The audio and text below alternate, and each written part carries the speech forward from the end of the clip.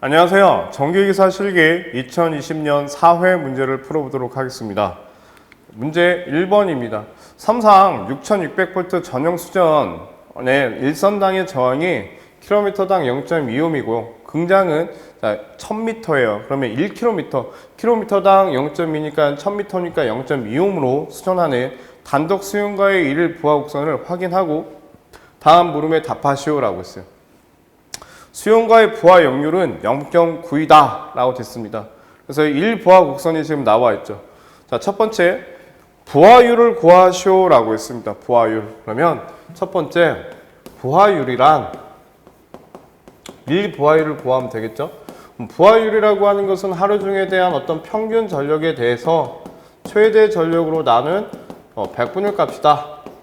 이렇게 보시면 되겠죠. 그러면 우리가 평균 전력을 구하기 위해서는 사용 전력량이라고 하는 걸 구해야 돼요. 그래서 사용 전력량을 구해 보게 되면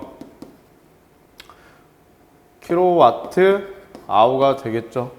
그러면 면적을 구해 보시면 되는 거니까 자, 1000 곱하기 4시간 플러스 2000 곱하기 4시간 플러스 3000 곱하기 자, 몇 시간이에요? 12시간이 되겠죠. 12시간 플러스 그 다음에 1000 곱하기 자, 4시간이다. 이렇게 보시면 자, 이게 얼마나 날 거예요? 얼마의 사용 전력량이 지금 나올 겁니다. 그 부분을 자, 평균 전력을 구해 보니까 평균 전력은 그 얼마의 사용 전력량을 최대 전력은 3000이에요. 3000으로 나눴죠. 거기에 제가 지금 킬로와트니까 단위가요. 자, 곱하기 해보니까 여기는 세모의 킬로와트가 나올 거예요. 여러분들이 계산기를 한번 눌러봐 주십시오. 그러면 이때 1부하율은 그 세모의 킬로와트를 자, 잘못됐죠. 평균이니까 24로 나눠주셔야 되겠죠. 시간 24로 나눠주셔야 되고 그 다음에 자, 여기가 지금 얼마예요? 3000이 돼야 될 거예요. 3000에 대한 100분율가. 자, 이렇게 해서 우리가 계산을 해보면 1부하율이 얼마나 나오냐? 72.22%가 나옵니다. 72.22%가 되겠죠. 그래서 1부하율을 구할 수 있었어요. 두 번째, 손실계수를 구하시오라고 했어요. 그러면 두 번째 손실계수를 구해보시자고요. 손실계수는 어떻게 구할까요? 그렇죠? 두 번째 손실계수 우리가 이걸 흔히 H라고 하는데 손실계수는 어느 일정 기간 동안에 대한 평균 전력에 대한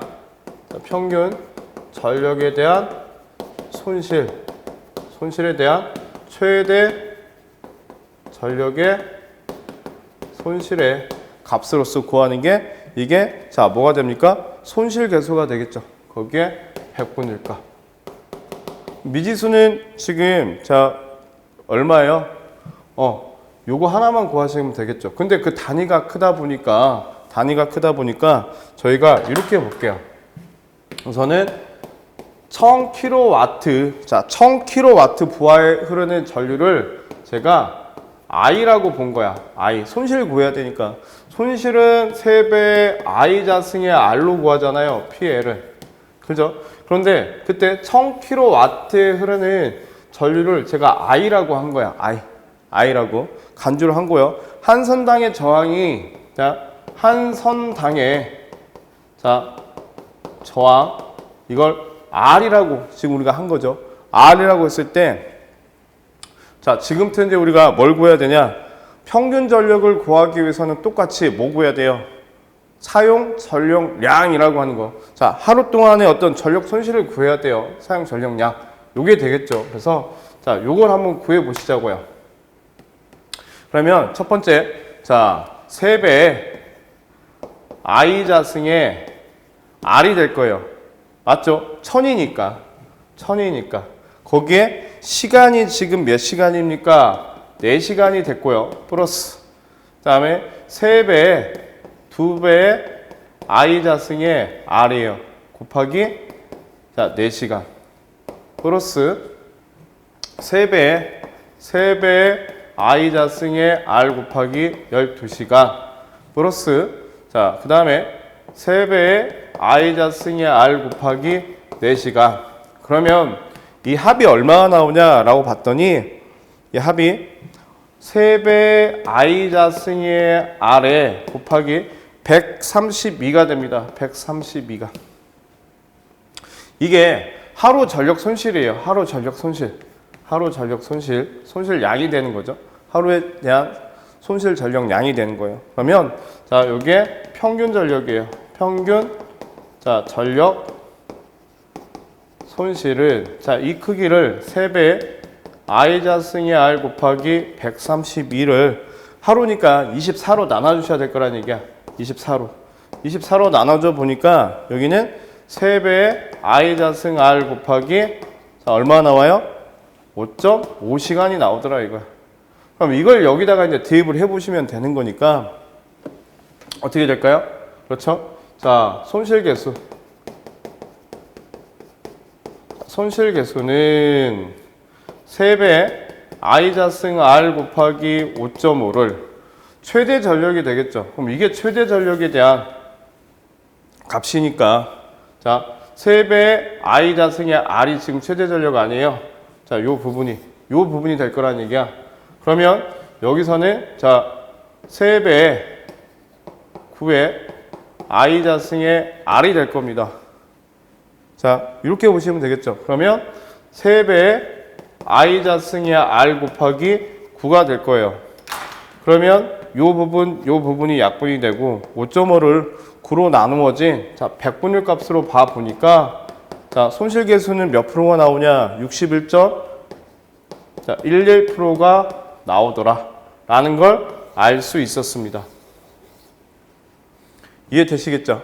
자, 이렇게 해서 우리가 손실 계수를 구해봤어요. 그 다음에 일일 손실 전력량이에요. 그럼 일일 손실 전력량이라고 하는 것은 이렇게 보시면 되겠죠. 자, 이게 이렇게 될 거예요. 일일 손실 전력량이 될 겁니다. 이게 하루의 손실 전력량이에요. 자, 이렇게 보시면 되겠죠. 그죠? 그러면 여기는 3배 곱하기 I는요. I를 구해야 돼. 그러면 I는 지금 저희가 1000kW에 대한 전류를 I라고 했기 때문에 자, 이렇게 보시면 되겠죠. 자, 루트 3에 곱하기 문제를 보시게 되면 6600이에요.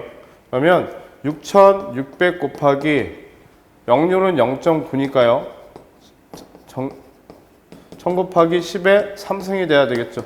이게 전류니까 거기에 제곱에 R은 킬로미터당 0.25인데 1000m니까 0.2가 되면 될 거예요. 0.2가 되면 될 것이다. 자, 곱하기 132를 해 보시면 되겠죠. 자, 거기에 킬로와트 아워로 나눠야 되니까 곱하기 10에 마이너스 3승. 자, 이걸 해보면 이게 얼마 나옵니까? 748.22kWh가 나온다. 자, 이렇게 보실 수 있으실 거예요. 그래서 이를 자, 손실 전력량까지 저희가 풀어봤습니다. 이해되시겠죠? 자, 이 부분 복잡한 문제였지만 매우 간단한 부분이었어요. 간단한 부분이었다. 그래서 여러분들이 너무 어렵다라고 생각하지 마시고 이 부분은 한두 번 더 풀어보신다면 충분히 여러분들 걸로 만들 수 있는 문제다. 자, 2번 문제 풀어보도록 하겠습니다. 제 가로 10에 세로 14, 천장 높이가 2.75고요. 작업면 높이가 0.75. 천장 직부 형광 등 F32 곱하기 2를 설치하러 간다. 다음 강문 답하시오. 첫 번째 이 사무실의 실지수는 얼마인가 물어봤어요. 자, 실지수 둠 인덱스. 그래서 H의 X 플러스 Y에다가 XY죠. 네, 여기다 대입하시면 되겠습니다. 자, H는 이제 천장 높이 2.75에서 작업면 높이 빼줘야 되겠죠.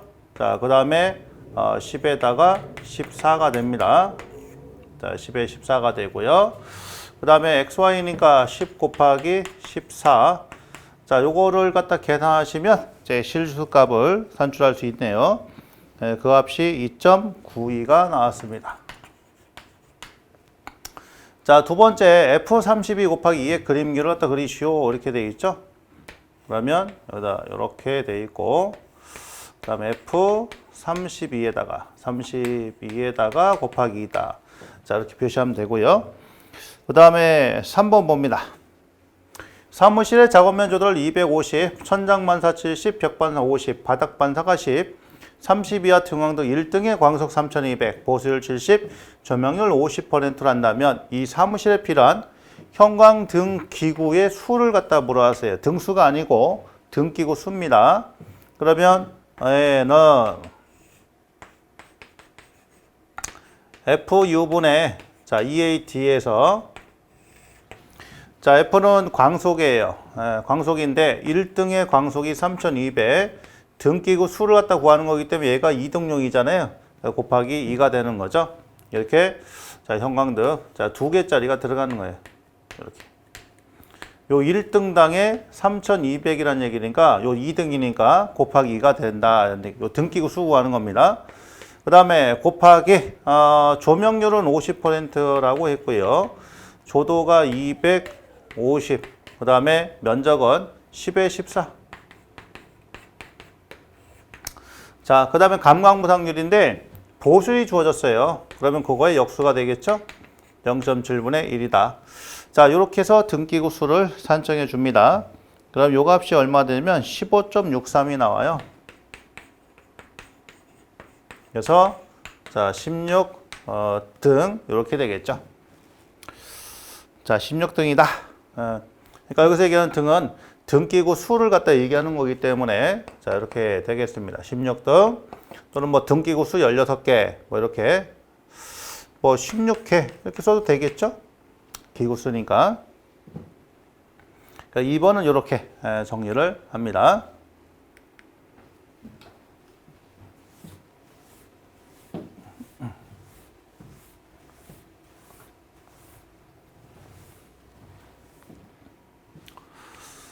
자, 3번 문제. 방폭형 전동기란 어떤 것이 설명하고 방폭 구조의 종류를 세 가지만 쓰시오. 이렇게 되어 있어요. 자, 방폭이니까 폭발성 가스가 존재하는 부분에서도 폭발이 되지 않고 사용할 수 있도록, 그렇죠? 어떤 문제가 없이 사용할 수 있도록 특별히 제작한 전동기가 방폭형 전동기가 되겠죠. 그래서 지정된 폭발성 가스 중에서 사용에 적합하도록 구조 기타에 관해서 특별히 고려된 전동기가 되겠다는 얘기예요. 이게. 자, 그 다음에 방폭 구조의 종류는 내압, 유입, 압력, 안전증, 그 다음에 본질 안전, 특수 방폭 구조 중에서 세 가지를 선택을 하시면 됩니다. 자, 참고로 이 내압 방폭 구조는 이렇게 된 전폐 구조 안에 자, 이 점원이 될 부분을 집어넣어요. 그럼 여기서 만약에 폭발이 발생이 됐어도 내부에서 폭발이 발생됐어도 폭발성 가스, 자, 폭발 압력이 밖으로 나오지 못하도록 차단시킨 거, 요거를 내압 방폭 구조라고 이렇게 얘기를 하고요. 그 다음에 유입 방폭 구조는 자, 이런 이제 점원이 될 수 있는 이런 스파크 같은 이런 부분을 갖다가 자, 어디 속에 유중에 넣는 거예요. 유중에 절연유 중에다가 자, 집어넣어서 차단을 시키는 거고요. 그 다음에 압력 방폭 구조는 이제 뭐냐면은 자, 압력 방폭 구조 특별히 요 안쪽에 여기다가 압축 공기라든가 또는 자, 질소를 갖다 주입을 해서 이 외부보다 압력을 높게 만드는 거예요. 자, 높게 만들면 여기 안으로 폭발성 가스가 들어가지 않으니까 자, 착화가 되지 않도록 이렇게 한 것을 압력 방폭 구조. 그다음에 안전증 방폭 구조. 안전증 방폭 구조는 말 그대로 이 안정성을 증가를 시켰다라는 얘기고. 그다음에 본질 안전 방폭 구조는 사용하는 전류가 점화시킬 수 없는 아주 최소한의 전류만 흘려주겠다는 얘기예요. 그게 본질 안전 방폭 구조가 되겠고요. 그 다음에 기타 특수 방폭 구조 이렇게 되어 있다는 얘기죠. 대략적으로. 자, 그래서 방폭 구조의 종류 5가지니까 5가지 정도 외워두시면 되실 것 같습니다. 4번 문제예요. CT에 대한 각 물음에 답하시오라고 했어요. 개규형 변류기가 되겠죠. Y 델타로 결선한 주 변압기의 보호로 비율 차동 계전기를 사용한다면 CT의 결선은 어떻게 해야 됩니까? 우리가 변압기가 이렇게 있어요. 근데 이 변압기가 Y 델타이고 여기에 비율 차동 계전기가 이렇게 존재한다라고 했을 때에는 결선을 어떻게 해요? 위상을 우리가 고려해 줘야 되기 때문에 비율 차동 계전기는 델타 Y로서 결선을 한다. 그래서 1번은 델타 Y 결선을 한다 라고 보시면 될 것 같고, 두 번째, 통전 중인 변류기의 2차체 계기를 교체하고자 할 때 가장 먼저 취할 사항을 설명하시오 라고 했어요. 통전 중이에요. 이 CT가 이렇게 존재하겠죠.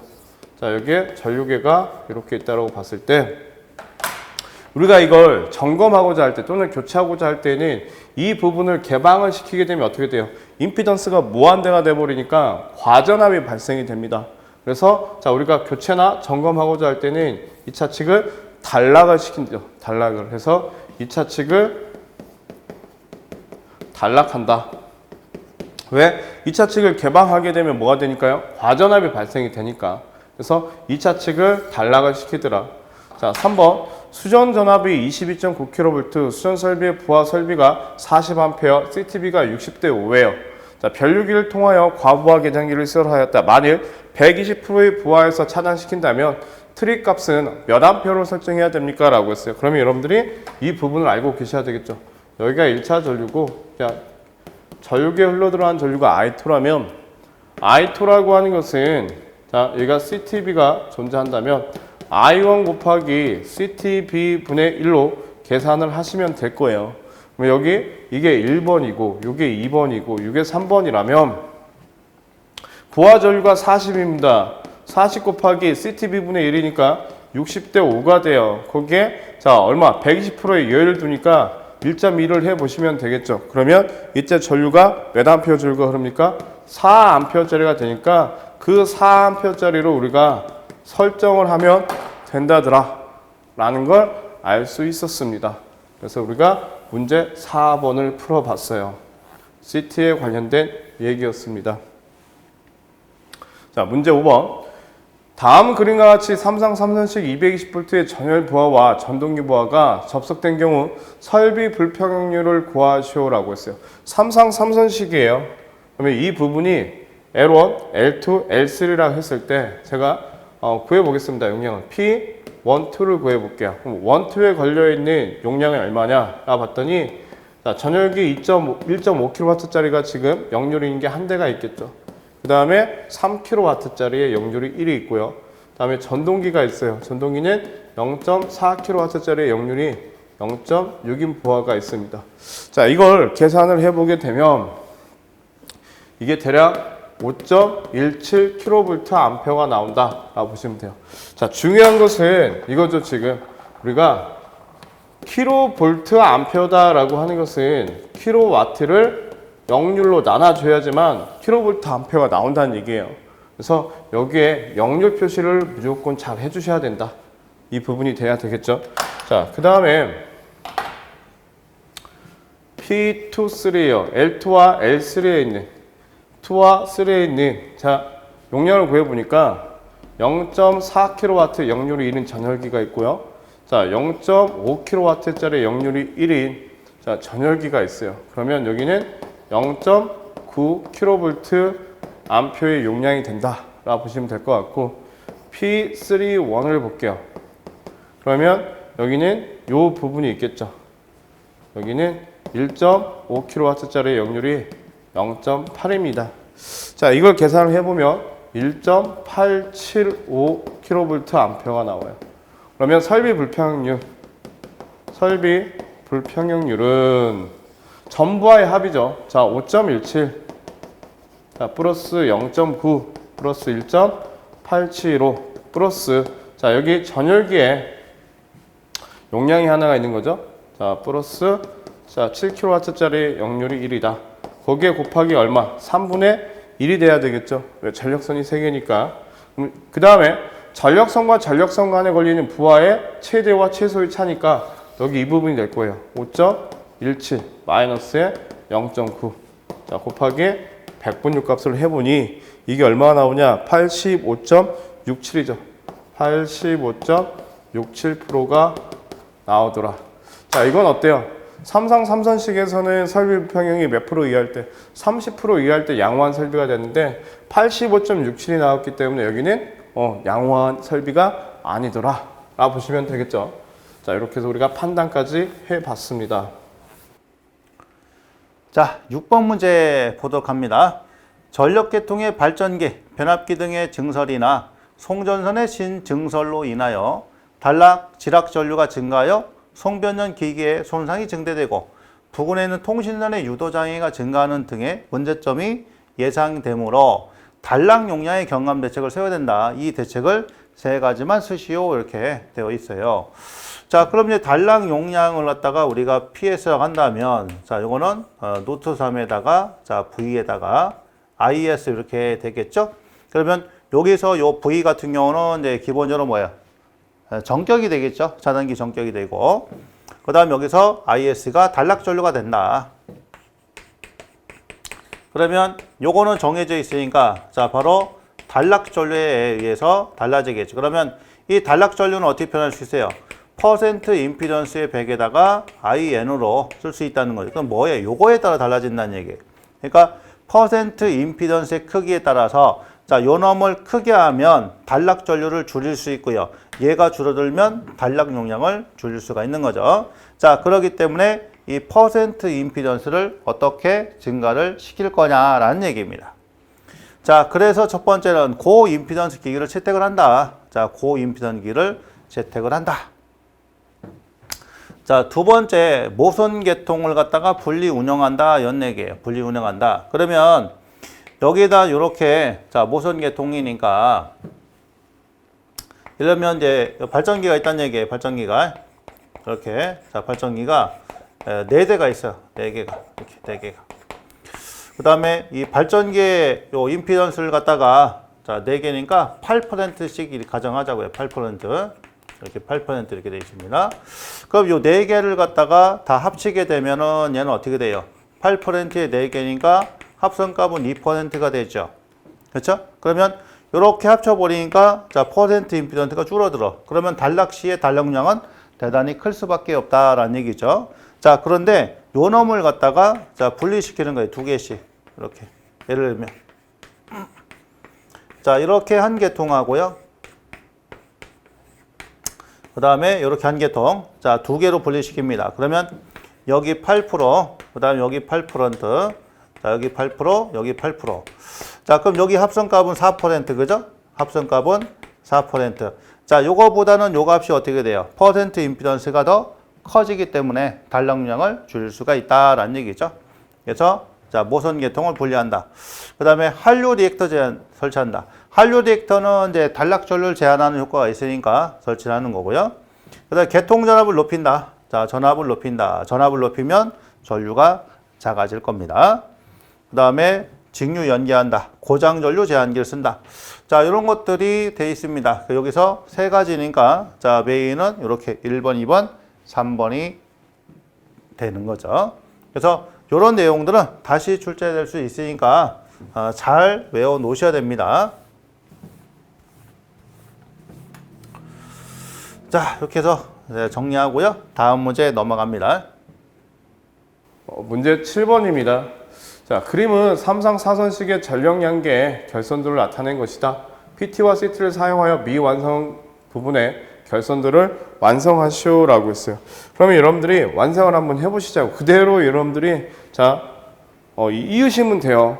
자, 보시게 되면 P1이라고 하는 것은 PT 세대, CT 세대니까 Y 결선을 할 필요가 있겠죠. 그래서 P1에다가 자, 이렇게 해서 연결을 시켜주시고 P2에다가 이렇게 해서 연결을 시켜주시고 P3에다가 이렇게 해서 연결을 시켜주시고, 그죠? 자, 그 다음에 여기 자, 이걸로 해볼까요? 1S에다가는 이렇게 해서 여기다가 2S에다가는 이렇게 해서 이 부분에다가 3S는 이렇게 해서 이 부분에다가 연결을 시키면 되실 것 같아요. 거기에 자, 여기 1L. 1L은 자, 이 부분에 2L은 자, 요 부분에 3L은 자, 요 부분에 연결을 시키시고 자, 거기에 이 부분이 될 거예요. 이제 Y 결선이다 보니까 자, 접속을 시키고 자, 이렇게 접속을 시켜서 자, 우리가 자, 요 파란색 부분 있죠? 요 파란색 부분, 요 파란색 부분과 접지를 시켜 놓는다면 이렇게 해서 연결이 된 거겠죠. 자, 그다음에 여기 전원 측의 라인은 이게 1L, 여기가 2L, 여기가 3L. 자, 전원을 이렇게 주시면 되겠죠. 자, 여기가 3L. 다음에 나머지는 Y 결선을 하시면 돼요. 자, 이렇게 해서 Y 결선이 돼서 이 부분에다가 접지를 이렇게 시켜주시면 되겠죠. 같이. 그러면 자, 적산 전력 계획 결선이 완성이 됐다라고 보시면 될 것 같습니다. 그대로 여러분들이 자, 연결만 시켜주시면 되는 거다. 어려운 부분은 아니었습니다.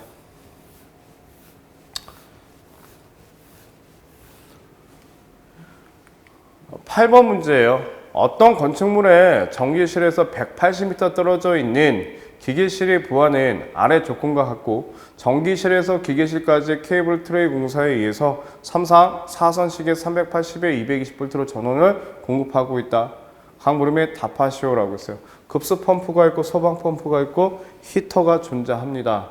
자, 1번 간선의 허용 전류를 구하시오라고 했어요. 그럼 간선의 허용 전류라고 하는 것은 우리가 이걸 가지고 구해 보시면 되겠죠. 자, 우선은 자, 1번에 급수 펌프부터 봅시다고요. 급수 펌프에 대한 전격 전류는 3상이니까 자, 루트 3배 곱하기 380이 될 것이고 자, 효율과 역률의 곱이 0.7이라고 했어요. 그럼 여기는 0.7이면 될 겁니다. 그게 7.5 곱하기 10의 3승에 자, 몇 대예요? 4대가 되겠죠. 4대가. 그죠? 4대가 되고 곱하기 거기다 뭘 곱해줘야 돼요? 자, 보니까 수용률이 70%예요. 곱하기 0.7 수용률을 곱해주시면 되겠죠. 그러면 급수 펌프가 가지고 있는 전격 전류는 얼마냐? 45.58이 나옵니다. 45.58 암페어의 전류가 흘러요. 그다음에 소방 펌프가 되겠죠.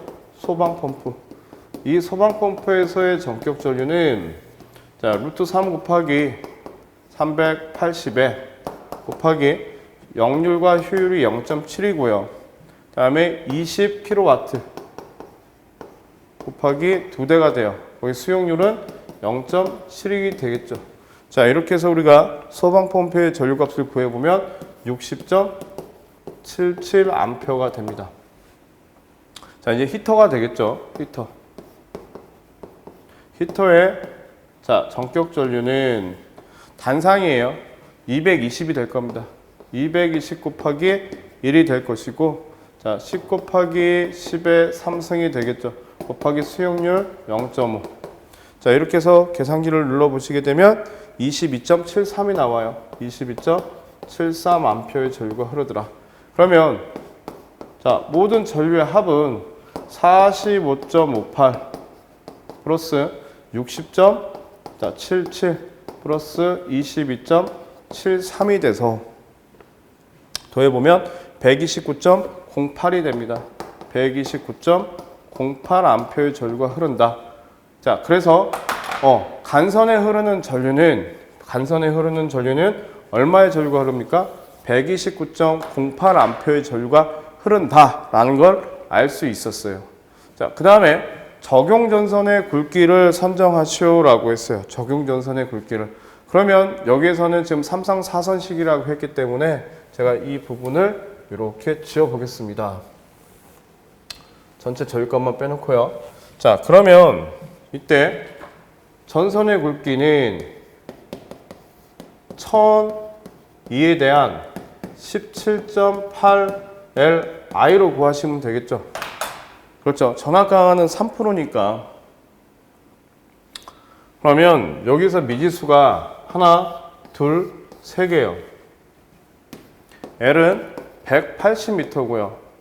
I는요 129.08A가 흐른다라고 보시면 돼요.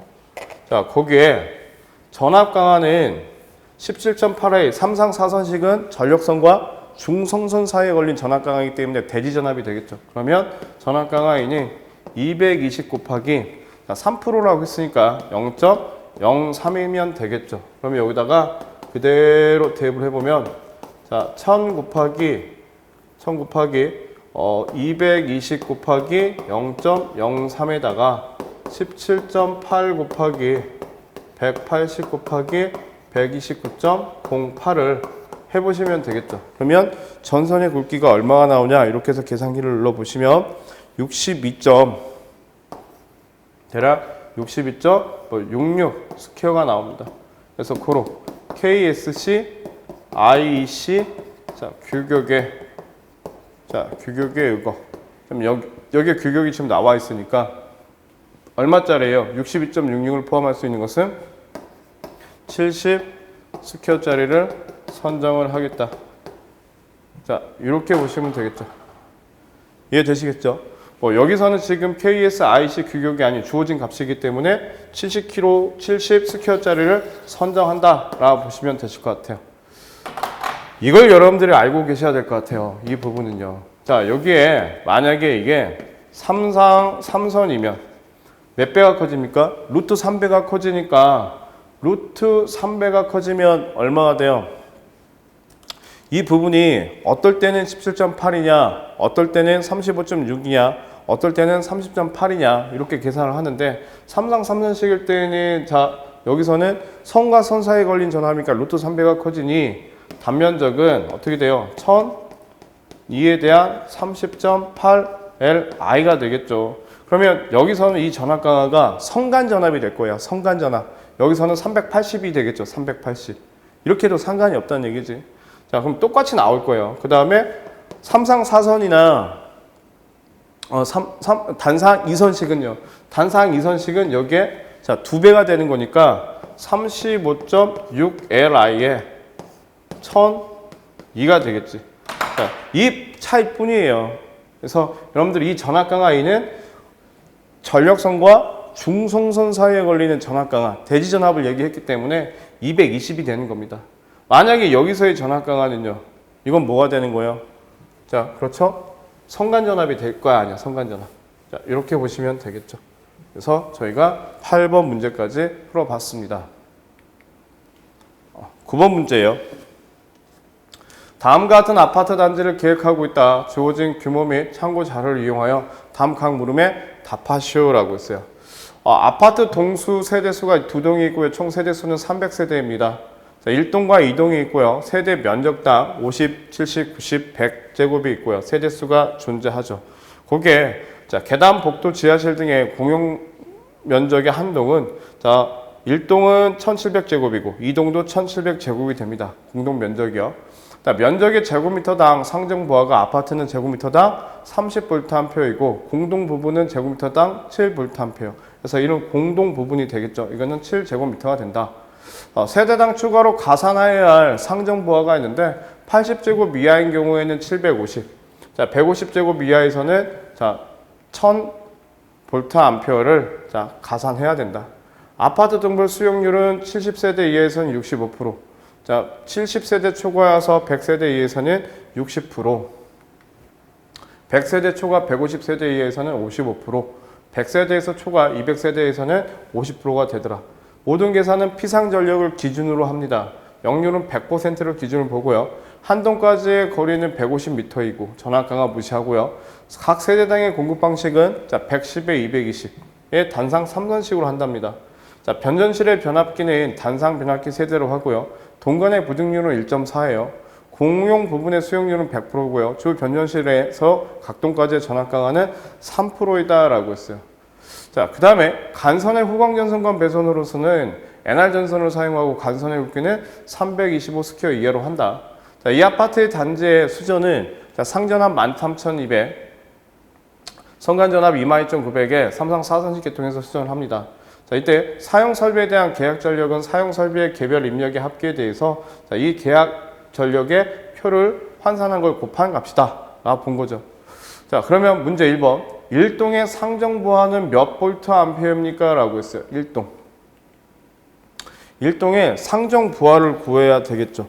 자, 1동의 상정 부하를 구하기 위해서는 제가 이 표를 이용을 해 보겠습니다. 세대당 면적이 50이에요. 50. 자, 그때 아파트에 대해서는 상정 부하를 제곱미터당 볼트 암페어를 30을 준다라고 했습니다. 그러면 1번에 상정 부하를 구하기 위해서 자, 이렇게 볼게요. 1번에 1동의 자, 상정 부하가 되겠죠. 상정 부하를 구해 볼게요. 그럼 여기는 50 곱하기 30이에요. 아파트에 대해서는 제곱미터당 30볼트암페어를 주니까 제곱미터에 대한 곱하기 제곱미터의 볼트암페어니까 볼트암페어가 나올 거 아니에요. 그 다음에 70 곱하기 30이 돼야 될 것이고, 자, 90 곱하기 30이에요. 110 곱하기 30이 돼야 되겠죠. 이거니 지금 요 부분이 되겠죠. 거기에 자 뭐라고 했냐면 가산할 부하라고 했어요. 가산할 부하. 그러면 면적이 80제곱 이하에서는 750, 150제곱 이하에서는 자 얼마예요? 1000이 된다라고 했어요. 그러면 여기는 플러스 750이 가산이 돼야 되고요. 자 여기도 750이 가산이 돼야 되고, 자 여기는 1000제곱이 가산이 돼야 되겠죠. 여기도 1000제곱이 가산이 돼야 됩니다. 이해되시겠죠? 자, 그러면 이걸 가지고 자, 여기가 세대수가 몇 세대예요? 30세대고 여기는 세대수가 40세대예요. 자, 여기는 세대수가 50세대고요. 여기는 세대수가 30세대입니다. 자, 이렇게 봐서는 총 150세대가 될 거겠죠. 자, 이걸 우리가 계산을 해 보면 얼마죠? 67,500볼트암페어가 될 것이고, 자, 여기는요. 114,000 볼트암페어가 됩니다. 그 다음에 185,000 볼트암페어가 될 것이고, 자 여기는 129,000 볼트암페어가 돼요. 자 여기까지는 이해가 되시죠? 그죠? 상정 부하를 곱하기 우리가 자 계산하기 위해서는 자 요 부분을 토탈 계산을 해보면 이게 얼마 나오냐? 자 495,500볼트암페어가 나와요. 자, 거기에 이제 뭐가 있어요? 공용 면적이 있으니까 자, 일동의 상정 부하는 495,500 플러스 1,700 곱하기 7 하시면 되겠죠. 왜? 공용 부분에 대한 자, 상정 부하 자, 부하 밀도가 7이니까 자, 이렇게 해서 계산을 해보면 이게 얼마 나오죠? 자, 50만 자, 7,400볼트암페어가 일동에 뭐가 된다? 상정 부하가 된다. 이렇게 보시면 되실 것 같습니다. 그래서 우리가 1번 문제를 풀어봤어요. 자, 2번. 이동의 수용 부하는 얼마가 되겠습니까? 라고 했어요. 이동. 이동도 마찬가지 우리가 상정 부하 값을 구할 수 있어야 돼요. 이렇게. 자, 그러면 이거 가지고 제가 이렇게 볼게요. 이동도. 자, 똑같이 보시면 되겠죠. 이동도. 다 치워 봅시다. 자, 이동이에요. 이동에서는 수용부하 구하랍니다. 수용부하. 자, 똑같이 자, 이동은 이렇게 구해야 돼요. 면적에 대한 볼트암페어 밀도가 있겠죠? 자, 그러면 자, 50제곱 곱하기 30이 될 것이고 아파트니까 자, 70제곱 곱하기 30이에요. 다음에 90 곱하기 30이고요. 110 곱하기 30이 됩니다. 거기에 플러스. 자, 얼마가 돼야 돼요? 자, 가산부하가 있는데 80제곱 이하에서는 750. 여기도 750이 돼요.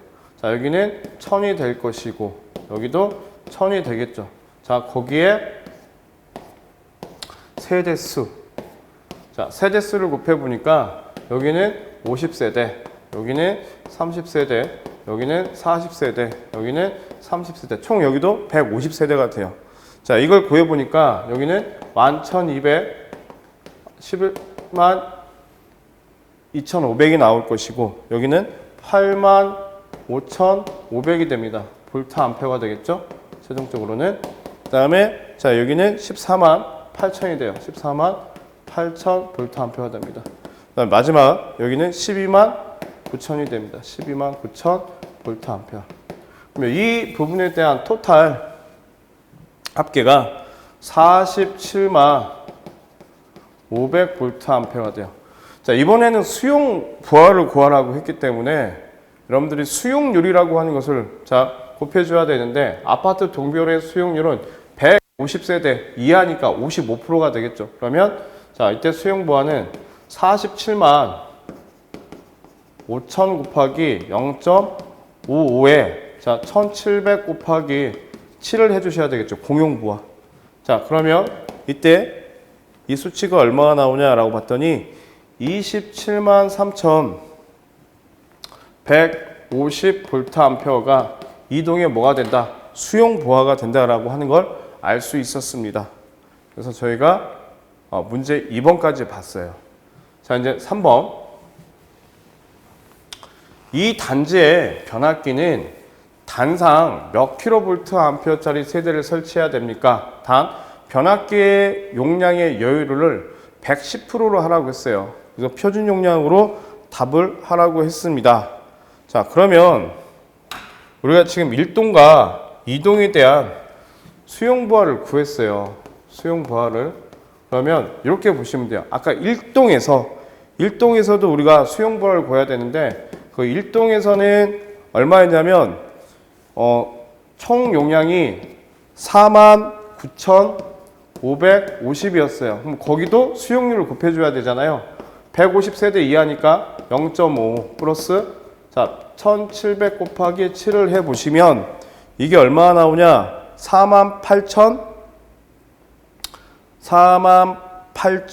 얼마 나오냐? 여기가 계산을 한번 해보시자고요. 자 1동에 지금 수용 부하를 구해야 되겠죠? 자, 그 부분에 대한 결과치가 지금 여기는 없네요. 그러면 이 부분이 1동의 수용 부하니까 자, 여기에 이렇게 보시면 돼요. 49,550 49만 5,500 곱하기 0.5 플러스 1,700 곱하기 7이 1동의 수용 부하고 2동의 수용 부하는 2번을 통해서 지금 구한 거죠. 자, 2번을 통해서 구해봤더니 27만 3,150이 나왔어요. 27만 3,150이.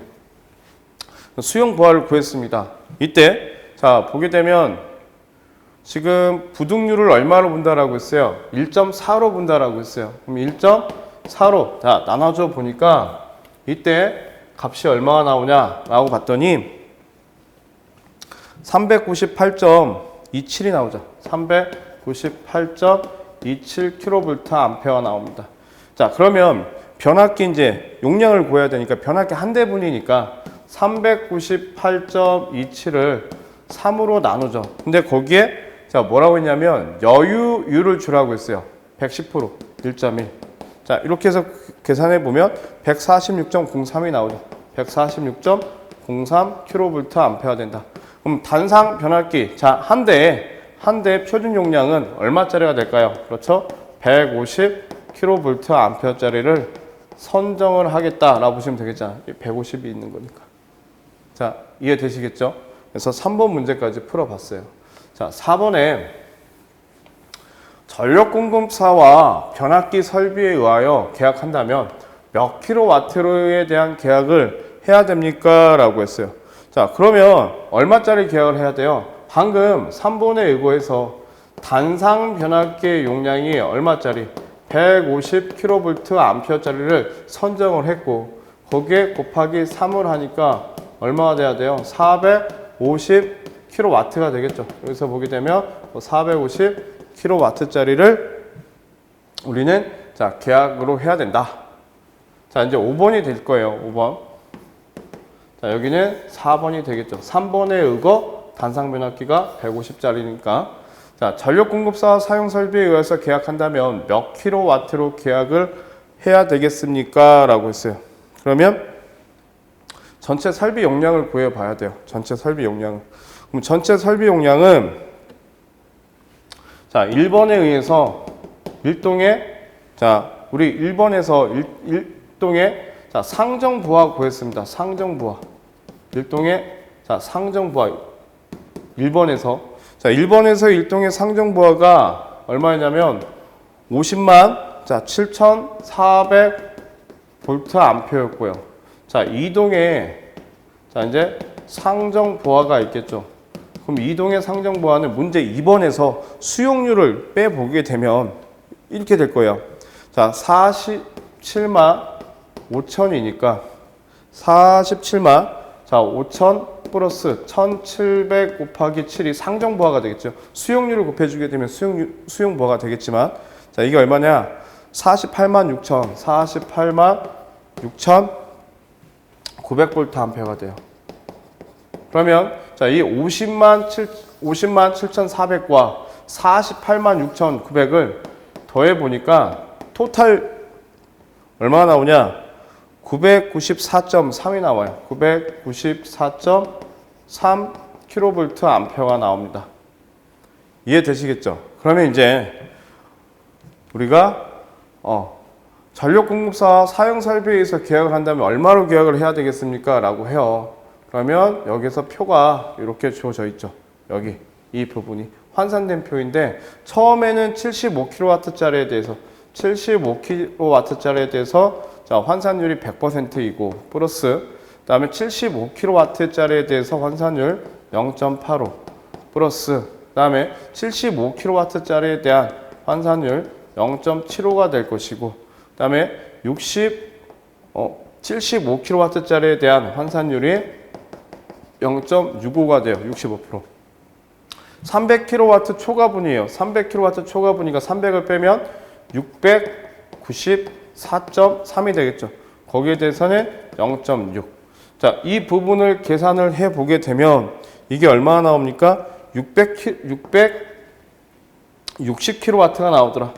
660kW가. 그러면 자, 우리가 한전하고 계약을 할 때 자, 전력공급사와 사용설비에 대한 계약을 할 때는 얼마짜리 용량을 660kW로 우리가 계약을 하면 되겠다. 이렇게 볼 수 있겠죠. 자, 이렇게 해서 우리가 9번 문제를 풀어봤습니다. 9번 문제, 시험 문제 출제가 아주 잘 되죠. 요즘에 잘 되고 있죠. 그래서 이런 부분들도 여러분들이 다 알고 계셔야 될 것 같아요. 한 두세 번 풀어보시게 되면 충분히 이해가 되지 않을까라는 생각이 듭니다. 자, 10번 문제입니다. 송전 전압이 345kV, 선로 거리가 200km인 경우에 1회선당 가능 송전 전력을 스틸식을 갖다 이용해서 자, 구하시오. 경제적인 송전 전압이 되겠죠? 자, 5.5 노트에다가 0.6 L에다가 그죠? 0.6 L에다가 자, 플러스 100분의 P에서 요거 단위가 킬로볼트가 되죠? 자, L은 이제 송전 거리가 되겠죠? 자, 송전 거리로서 기본 단위는 킬로미터고요. 그 다음에 자, P는 이제 송전 전력이 됩니다. 자, 이거는 송전 전력으로서 기본 단위가 킬로와트. 기본 단위가 이렇게 킬로와트.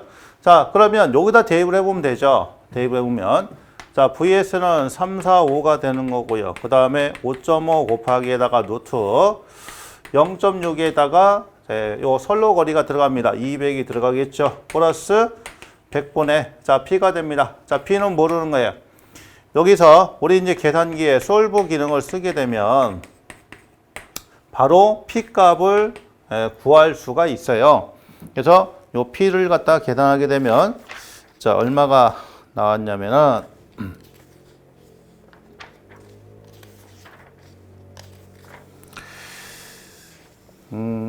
자, 381471점 381471.07 킬로와트 이렇게 되겠네요.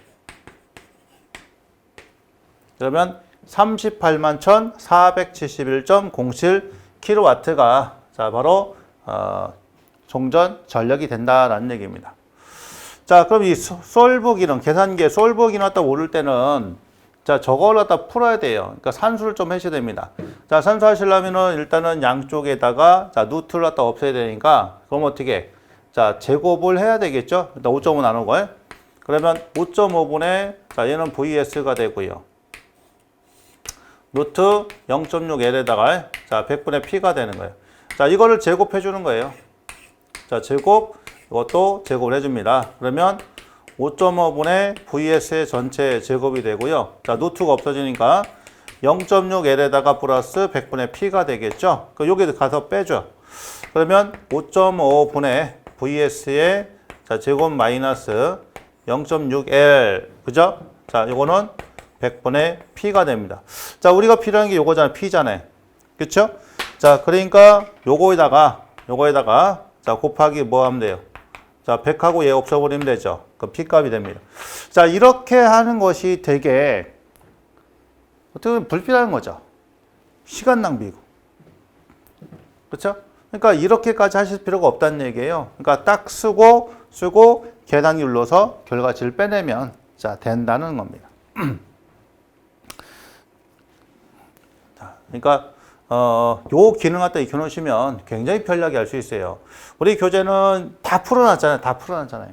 그러니까 이게 시간적으로는 굉장히 어떻게 보면 낭비다. 그래서 이 계산기를 갖다 사용할 수가 있기 때문에 자 솔브 기능을 자꾸 활용하셔서 답을 작성하시면 되는 겁니다. 굳이 여기까지 푸실 필요가 없다는 거예요. 자, 시간 절약이 굉장히 많이 됩니다. 그러니까 적극 활용하시기 바랍니다. 자, 정리하고요. 다음 문제로 넘어가도록 하겠습니다.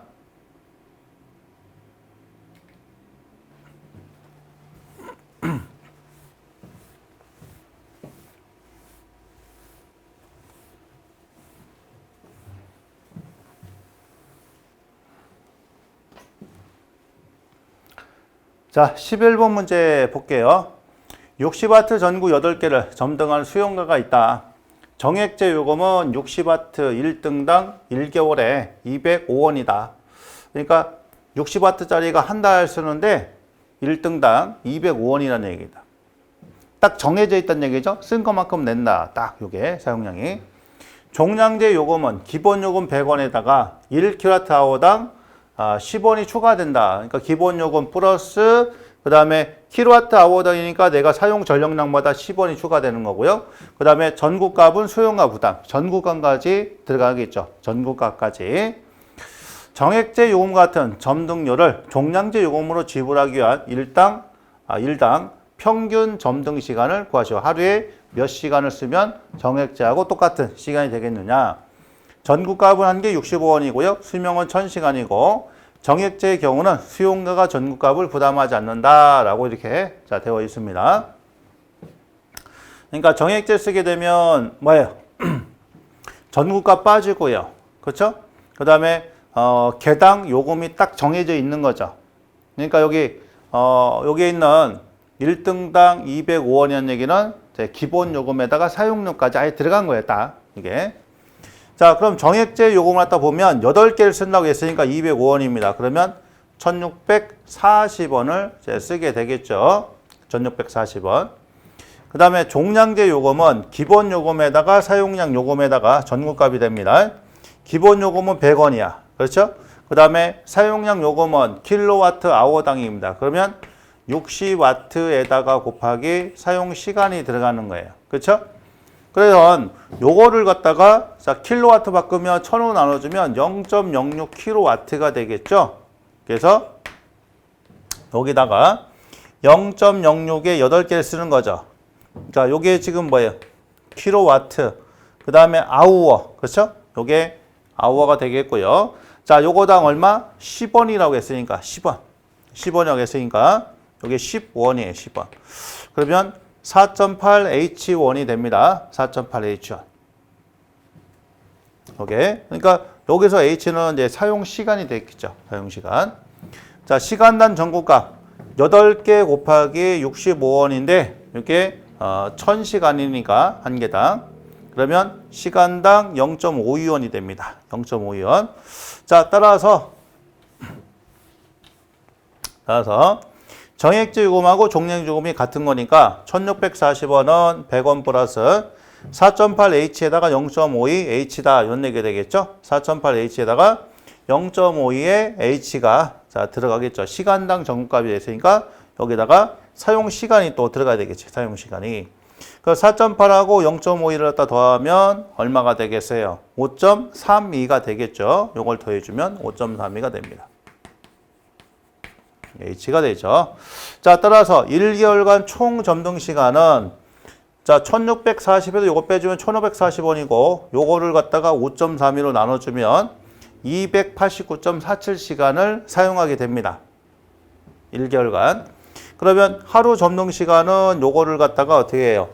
289.47시간을 갖다가 30일이니까 30일로 나눠주면은 9.65시간이 나온다라는 얘기죠. 9.65시간.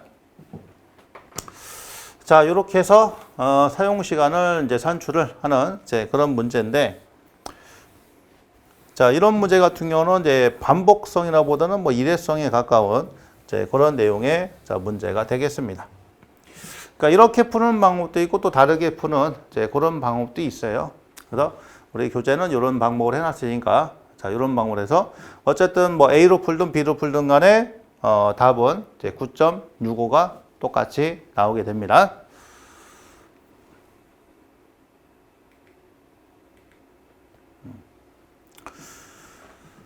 자, 12번 보죠. 조명에 사용되는 광원의 발광 원리를 세 가지만 쓰시오. 자, 발광, 빛을 갖다 발하는 원리가 되겠습니다. 첫 번째는 온도 복사형 백열 발광인데, 자, 온도 복사, 온도 방사, 자, 백열 전구라든가 태양의 그런 빛을 갖다 발하는 형태가 되겠다라는 얘기. 두 번째는 이제 노미네선스를 이용한 방전 발광, 이제 방전 등에 또 여기 해당되겠습니다. 형광등이라든가 대표적인 게. 자, 그 다음에 일렉트로 루미네선스, 전개 루미네선스죠. 자, 그거는 전개 발광이다. 이렇게 되어 있네요. 그래서 온도 복사, 루미네선스, 그 다음에 전개 발광, 이렇게 세 가지 정도만 알아두시면 되시겠습니다. 자, 13번. 전력시설물 공사감리 업무 수행 지침에서 정하는 감리원은 해당 공사 완료 후 준공공사 전에 사전 시운전 등이 필요한 부분에 대해서는 공사업자에게 시운전을 위한 계획을 수립하여 시운전 30일 이내에 제출하도록 하고 이를 검토하여 발주자에게 제출하여야 한다. 시운전을 위한 계획 수립 시 포함되어야 하는 사항을 세 가지만 쓰시오라고 했어요. 자, 근데 조건을 뭘 넣냐면 반드시 전력시설물 공사 감리 업무 수행 지침에 표현된 문구를 활용하여 쓰시오라고 했습니다. 굉장히 어려운 부분이죠. 모르면 못 써. 자, 그죠? 모르면 답을 못 씁니다. 그래서 이런 부분들은 어떻게 하시라고 여러분들이 암기를 하셔야 돼요. 그래서 자, 어떤 걸 제출해야 되냐라고 봤더니 시운전 일정이라든지 언제 우리가 시운전을 할 것인지, 자, 시운전 항목 및 종류, 어떤 걸 시운전을 할 것이고 어떤 부분에 대한 종류가 있는지, 시운전 절차는 어떻게 진행이 될 것인지, 시험 장비 확보 및 보정은 어떻게 할 것인지, 기기기구 사용 계획이 무엇인지, 운전요원 및 검사요원의 선임 계획은 어떻게 할 것인지, 자, 이런 부분들이 자, 제출이 돼야 되더라 이거예요. 그래서 여기서 세 가지 쓰라고 했기 때문에 여러분들이 1, 2, 3번을 쓰셔도 되고 4, 5, 6번을 쓰셔도 되겠죠. 자, 이해되시겠죠? 제가 봤을 때는 제일 어려운 부분이다. 제일 어려운 부분이다. 네, 그래서 여러분들한테 암기를 좀 많이 권장을 합니다. 14번이에요. 자, 14번 문제를 보시게 되면 다음 그림은 어느 수용과의 수전 설비의 개통도이다. 각 물음에 답하시오라고 했어요. 자, 보니까 한전으로부터 삼상 4선식의 투투나인을 지금 공급받고 있고 AISS가 있고요. 피레기의 전격이 있습니다. 투투나인이에요. 자, 그 다음에 파워퓨즈가 있고 MOF가 있고, 자, 1차 측에 자, 변압기가 델타 Y 결선으로서 되어 있다. 자, 문제를 보면 이제 이 빈칸에 대한 내용들을 이제 쓰셔야 되겠죠. 자, 이렇게 보시게 되면 저압치까지 설비가 나와 있습니다. 자, 문제 1번. AISS의 명칭을 쓰고 기능을 두 가지 쓰시오라고 했어요. 자, AISS다라고 하는 것은 기중형 고장 구간, 고장 구간에 대한 어떤 자동 개폐기다라고 보시면 돼요. 그래서 기중형 자동 고장 구분 개폐기를 우리는 AISS다라고 해요. 무슨 말인지 아시겠죠? 그 다음에 기능이라고 하는 것은 기중형 자동 고장 구분 개폐기이기 때문에 고장 구간을 자동으로 개방해서 자, 파급 효과를 어떤 파급에 대한 사고를 방지하기 위한 역할로서 쓰이고, 두 번째는 전부화 상태에서 전체 부하가 어떤 걸린 상태, 전부화 상태에서 자 자동으로 개방할 수 있는 개방함으로써 어떤 과부하에 대한 보호를 하는 기능을 가지고 있더라 이겁니다. 그래서 자 첫 번째 AISS는 기중형 고장 구분 개폐기를 얘기하고 자 기능은 고장 구간을 자동으로 개방해서 파급 사고를 방지하는 역할로 또 쓰이고 전부화 상태, 자 부하가 있는 전부화 상태에서 자동으로 자 우리가 이걸 개방할 수 있어서 과부하 보호를 할 수 있는 기능을 가지고 있는 게 AISS더라. 그다음에 두 번째, 자 피레기에 전격 전환 및 공층 방전 전류를 쓰고 자 DISC 디스크 또는 이걸 아이솔레이터 붙임형이라고 해요. 단로 장치라고 합니다. 단로 장치. 이 기능을 간단히 설명하시오라고 했어요. 피레기의 전격 전압은 자 당연히 전압 자체가 229이니까 배전솔로니까 피레기의 전격 전압은 18kV, 자 18kV가 될 것이고 공층 방전 전류는 배전솔로에서는 방전 전류가 얼마예요? 2500A가 되겠죠. 2500A가. 그 다음에 자 DIS 자 또는 이걸 아이솔레이터 붙임형 단로기라고 하는데 그 단로 장치의 기능은 피레기가 고장이 발생이 됐어요. 그러면 어디서부터 자 피레기를 대지로부터 분리시키는 기능을 가지고 있는 게 이게 단로 장치다. 그래서 뭐 피레기가 고장이 났어 또는 사고가 발생이 됐어. 그러면 피레기에 의해서 대지로부터 피레기를 자 개방시켜주는 자 분리시켜주는 장치를 뭐라고요? 자 이걸 DISC. 자 DISC예요. 뭐 우리는 이걸 또 아이솔레이터 붙임형이라고도 하죠. 그래서 단로 장치라고 하는 것은 사고가 일어났을 때 피레기를 대지로부터 분리시키는 기능을 가지고 있는 게 자 이게 단로 장치이다. 자 MOF의 전격을 쓰시오라고 했어요. 자 여기 MOF의 전격을 쓰랍니다. 자 MOF의 전격은 그 MOF 안에는 뭐가 들어가 있습니까? 그렇죠? PT가 들어가 있고 CT가 들어가 있어요. 그럼 첫 번째 자 이 PTB는 22900이기 때문에 자 성간전압이 주어졌습니다. 그럼 성간전압으로서 우리는 1차 측은 22900대 루트 3이 돼야 되겠죠. 왜? PTB는 상전압을 기준으로 보기 때문에. 다음에 2차 측은 190에 대한 루트 3이 돼요. 2차 측의 전압은 110V로서 정해져 있는 거죠. 상전압. 그래서 성간전압으로 얘기할 때는 22900에 대한 루트 3배이고 자 190을 루트 3으로 나눈 값이다. 그래서 13200대 110 정도가 되겠죠. 자, 그 다음에 CTB는요. 여기서는 여유 배수를 줄 필요가 없는 거죠. 왜? 회로를 차단하는 게 목적이 아니고 MOF는 계측을 목적으로 하기 때문에 여유 배수를 주진 않습니다. 그래서 자 여기 변압기의 용량을 우리가 또 보게 되면 변압기는 300kVA이기 때문에 두 번째 자 CT에 대한 전격 전류는 자 루트 3배 곱하기 V분의 P로 계산을 하신다 라 보시면 될 것 같아요. P는 300 곱하기 10의 3승이 될 것이고 자 루트 3 곱하기 22900이 되겠죠. 자 이걸 우리가 계산을 해보면 이게 얼마나 나오냐 7.56이 돼요. 7.56A가 나온다. 그러면 자 CTB를 선정을 해야 되기 때문에 자, PTB는 루트 3에 대한 22900대 자 루트 3 이렇게 돼야 되겠죠. 190에 대한 자 루트 3배가 돼야 될 것이고 CTB는 7.56이 나왔기 때문에 50으로 가죠. 1차 전류가. 그래서 CTB는 10대 5짜리를 선정을 한다. 단위가 없는 무명수다 라고 보시면 되실 것 같습니다. 그래서 우리가 자 CTB MOF의 전격을 구했고요. 그 다음에 4번은 제가 좀 나중에 할게요. ACB의 명칭을 쓰시오라고 했어요. ACB의 명칭은 이거 뭐라고요? 저압용의 차단기이며 이걸 기중 차단기라고 하죠. 기중 차단기. 자, CT의 변류비를 선정하시오라고 했어요. CT의 변류비. 자, 6번 CT의 변류비를 선정하시오라고 했어요. 우리가 보시게 되면 여기 이 CT가 되겠죠. 이 CT의 변류비를 선정을 하시오. 그러면 자, 그 6번을 통해서도 그 CT비는 이렇게 될 거예요. I는 여기는 MOF가 아니기 때문에 여기다가는 이제 뭘 해야 됩니까? 여유 배수를 줘야 될 수밖에 없겠죠. 그래서 자 루트 3배의 V분의 P에 곱하기 1.25에서 1.5배의 여유 배수를 준다. 그러면 300 곱하기 10의 3승이 될 것이고 루트 3 곱하기 2차 측의 전압은 380이니까 1.25에서 1.5배의 여유 배수를 줘 보니까 이게 569.75에서 얼마가 되냐? 683.7이 되죠. 683.7이 된다. 그러면 여기에 1차 전류는 얼마? CT 1차 전류는 600A짜리가 돼서 자, CTB는 얼마? 600대 5짜리가 선정이 되겠다. 이렇게 보시면 되실 것 같습니다. 자, 이해되시겠죠? 그래서 우리가 6번까지 풀어봤는데 여기 4번 자 몰드 변압기의 장점 및 단점을 두 가지만 쓰시오라고 했어요. 그래서 제가 이렇게 봐봤습니다. 자 우리가 몰드 변압기라고 하는 것은 건식 변압기예요. 건식 변압기. 요즘에 우리가 수변전실에서 많이 쓰고 있는 변압기가 몰드 변압기, 건식 변압기를 많이 쓰고 있죠. 그래서 몰드 변압기는 그 변압기를 감고 있는 코일 자체를 에폭시 소재로 몰드한 고체 절연 방식으로서 굉장히 절연 성능이 좋은 변압기다. 그보다 요즘에는 더 좋은 절연 성능이 좋은 아몰포스 변압기라고 하는 것도 우리가 지금 쓰고 있습니다.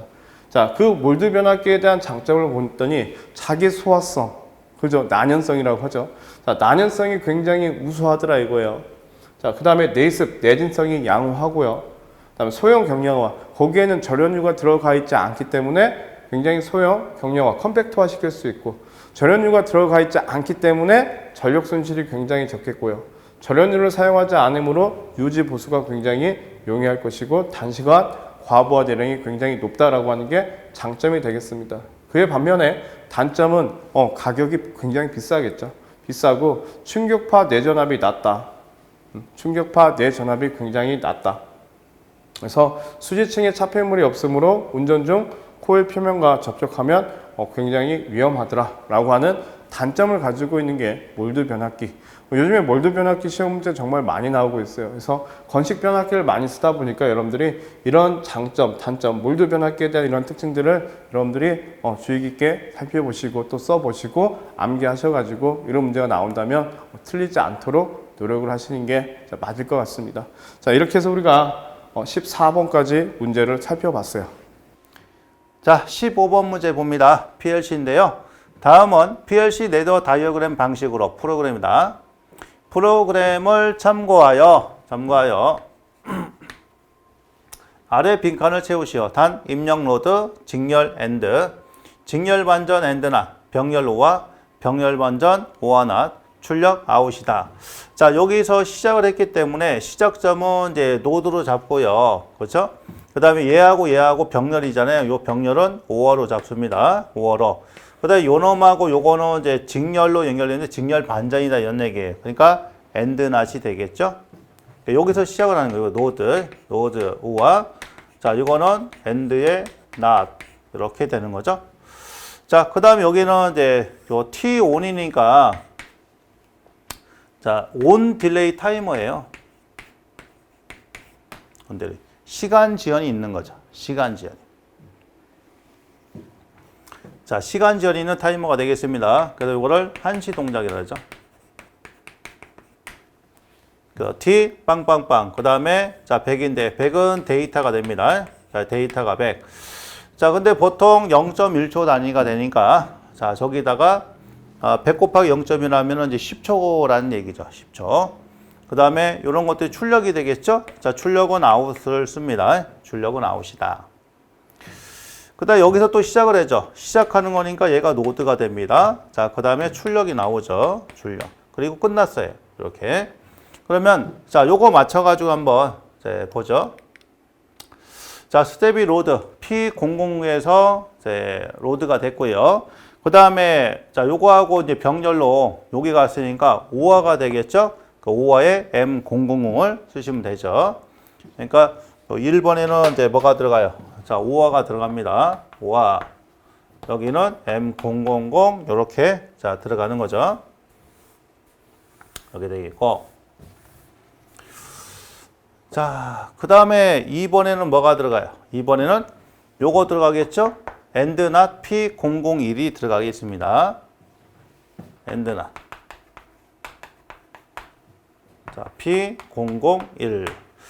자, 그 다음에 T1 타이머죠. 온 딜레이 타이머. 자, T 빵빵빵이고 데이터는 100이다. 데이터 100이 되겠고요. 그 다음에